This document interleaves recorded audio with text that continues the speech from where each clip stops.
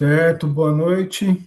Dando um breve resumo da nossa matéria de hoje, que estava falando sobre comunicação e contextualização, e trabalhamos bastante sobre essa questão da comunicação, que é tão fundamental para o Ministério Transcultural, né, ou qualquer ministério, na verdade, mas a luta que muitas vezes travamos aí em relação à comunicação com povos de outra cultura é que nem sempre aquilo que falamos é aquilo que eles estão entendendo. E o motivo disso realmente é uma cultura, né?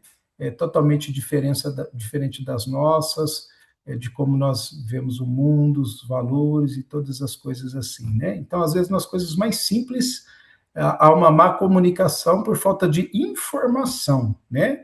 Porque a comunicação não é simplesmente falar, mas é falar e ser entendido, né?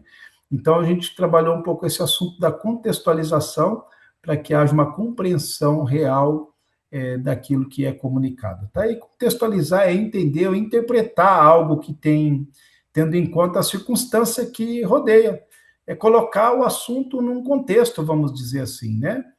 E vimos que a contextualização bíblica, por exemplo, né, é comunicar a mensagem, o trabalho, a palavra, o desejo de Deus de forma fiel à sua revelação e de maneira também significante e aplicável nos distintos contextos, né?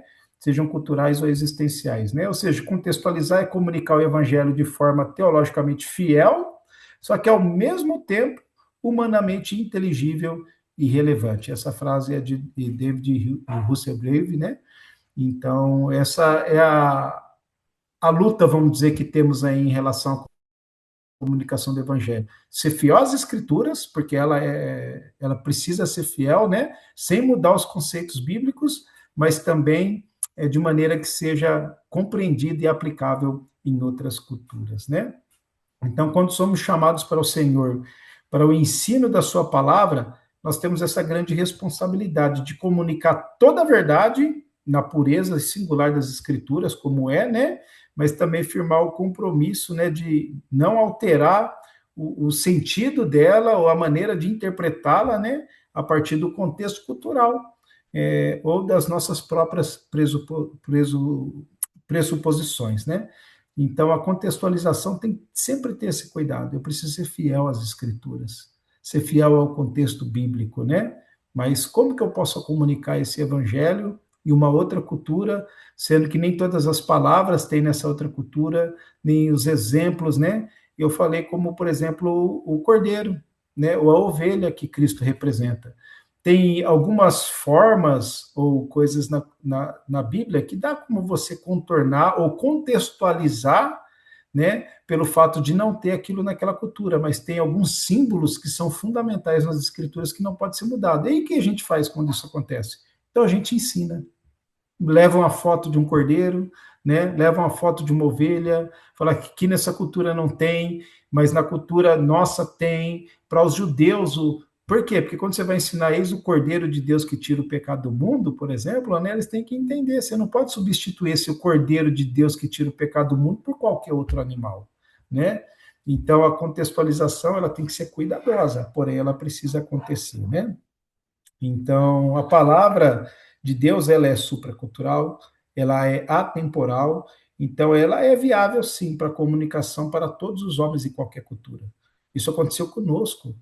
A palavra de Deus, ela não é brasileira. A história de Deus não é brasileira. Não aconteceu agora nas nossas gerações, né? Mas ela chega até nós e realmente a gente consegue entendê-la, compreendê-la. E através da contextualização que muitas vezes a gente usa e nem se percebe, né? Então, contextualizar o evangelho não é reescrevê-lo, nem moldá-lo à luz da antropologia, mas sim traduzi-lo de uma maneira linguística e culturalmente para um cenário distinto, né? A fim de que todo homem compreenda a Cristo, né? O Cristo histórico, o Cristo bíblico e tudo mais, tá? Então, nós falamos um pouquinho daquilo que ajuda na área da contextualização, porque a gente não falou só na contextualização na área da comunicação escrita, né, ou apresentada em relação à história de Deus ou o evangelho, algo desse tipo, mas na contextualização também da maneira que vivemos entre o povo. Como que o povo pode olhar para nós e deixar de olhar para a gente simplesmente como estrangeiro, né?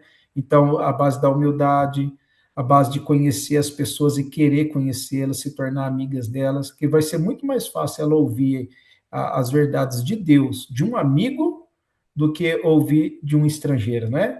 Uma, porque muitas vezes a gente imagina que quando a gente vai ensinar o evangelho, como se eles tivessem ali na mente deles, a história deles é como se fosse um HD zerado, sem nada. Eu vou apresentar a história de Deus, vou apresentar o evangelho e o povo vai acreditar.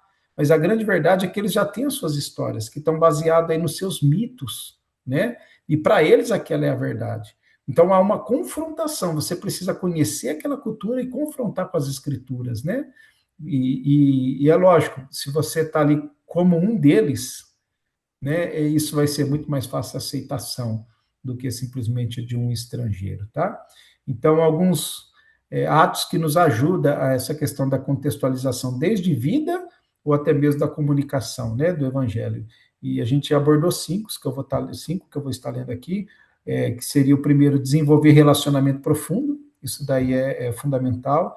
Atingir um nível proficiente do conhecimento da cultura em língua, você precisa conhecer muito bem aquela cultura e a língua, né, para poder trabalhar com o ensino e a comunicação viável.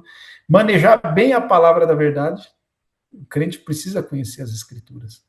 O evangelho não é só o que está no Novo Testamento. Na verdade, para um povo de uma outra cultura, mais importante que o Novo Testamento é Gênesis, que mostra a criação, porque os povos têm aí também as suas histórias, né? Os seus mitos e tudo, que conta como eles foram criados e tudo. Então, é uma confrontação. Você precisa conhecer bem o livro de Gênesis e apresentar bem o livro de Gênesis, onde existe a queda, onde tudo começou em relação ao pecado, separação de Deus e o homem, né? Então, maneje bem a palavra, né? É dispor-se a realizar um pré-evangelismo consistente, ou seja, nesse processo seu de aprendizado de língua e cultura, relacionamento com o povo, deixar florir um bom testemunho diante deles, mas também colher as dúvidas que eles têm, para que no momento do ensino você pode ajudá-los, né? E manter bem claro, né, as nossas mentes e também repassar para o povo as diferenças entre a cultura de origem do missionário e a cultura do reino, a cultura bíblica, porque eles podem associar, de repente, que a maneira, as coisas que ele vê na sua vida, na sua cultura, dentro do seu lar, a roupa que você veste, por exemplo, e associar isso como que tudo isso é o evangelho, né? Então você tem que deixar isso muito claro muitas vezes. Falar, não, não, o meu povo crê assim, mas a Bíblia ensina isso, né? Então abordamos bastante essa questão da contextualização. Foi uma aula muito boa que ajuda a abrir a nossa mente e entender que não é só chegar lá e Jesus te ama e quer te salvar, né? Mas tem uma maneira correta de apresentar o evangelho para os povos. Então, Deus abençoe, meus irmãos.